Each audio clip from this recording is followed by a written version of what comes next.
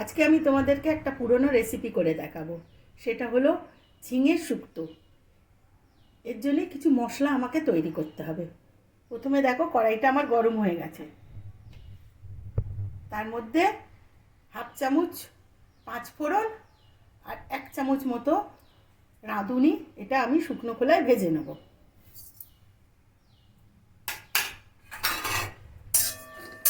এটা আমার ভাজা হয়ে গেছে। এবার এটাকে আমি তুলে নেব। ড্রাই রোস্ট করা হয়ে গেছে, এটাকে আমি গুঁড়িয়ে নেব।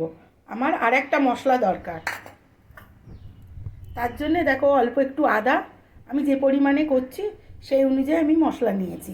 আদা, হাফ চামচ সর্ষে, একটা কাঁচা লঙ্কা আর 1 চামচ মতো রাঁধুনি, এটাকে আমি জল দিয়ে ভালো করে পিষে নেব।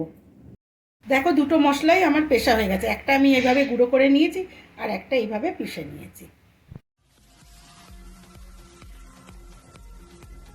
মশলা কিচেনে তোমাদের ওয়েলকাম জানাচ্ছি।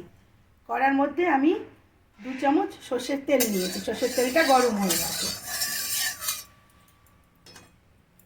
এর মধ্যে আমি কিছু বড়ি ভেজে নেব। আমার ভাজা হয়ে গেছে, আমি তুলে নিচ্ছি। এবার এই তেলে আমি আলুগুলো ভেজে নেব। এই ঝিঙে শুক্তো করতে কোনো করলা বা উচ্ছে পড়ে না। আমি আলুগুলো ভেজে নিচ্ছি। এবার তোমাদের ইচ্ছে হলে তোমরা উচ্ছে বা করলা দিতে পারো।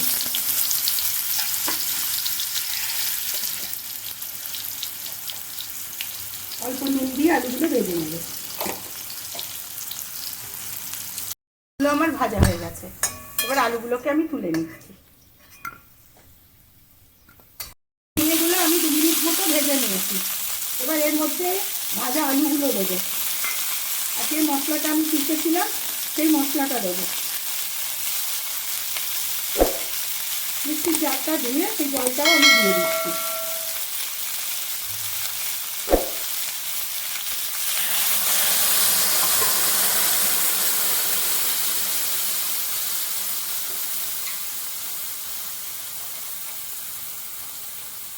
এবার স্বাদ অনুযায়ী নুন দেবো,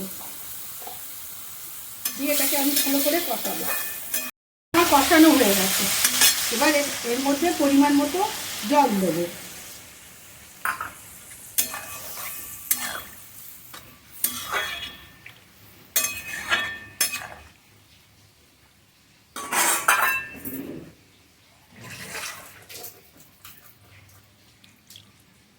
এবার ঢাকা দিয়ে এটা গলতে দেবো। ঝিঙে আর আলুটা 80% মতো গলে গেছে। এবার এর মধ্যে আমি বড়িগুলো দেবো। এটা মটর ডালের বড়ি।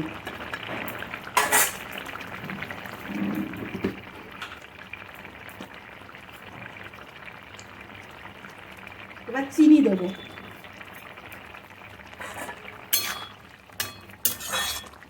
দিয়ে আবার আমি ঢাকা দিয়ে 5 মিনিট মতো হতে দেবো। মতো আমি দুধ নিয়েছি। এবার যে মশলাটা আমি শুকনো করে ভেজে গুঁড়িয়ে রেখেছিলাম সেটা আমি এই দুধের মধ্যে গুলে নেব।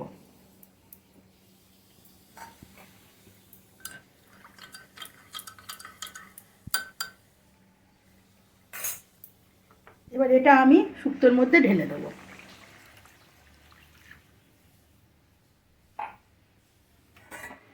দিয়ে আবার আমি এটাকে 2 মিনিট ফুটতে দেবো। হয়ে গেছে। এবার এর মধ্যে আমি ঘি দেবো। দিয়ে আমি গ্যাসটা অফ করে এইভাবে 5 মিনিট ঢেকে রাখবো।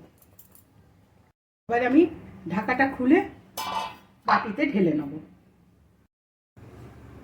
ঝিঙে শুক্তোটা আমার হয়ে গেছে।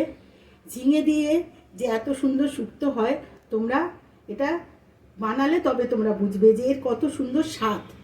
তোমাদের যদি এই ঝিঙের শুক্তোর রেসিপিটা ভালো লেগে থাকে তাহলে তোমরা এটা অবশ্যই লাইক করো, শেয়ার করো।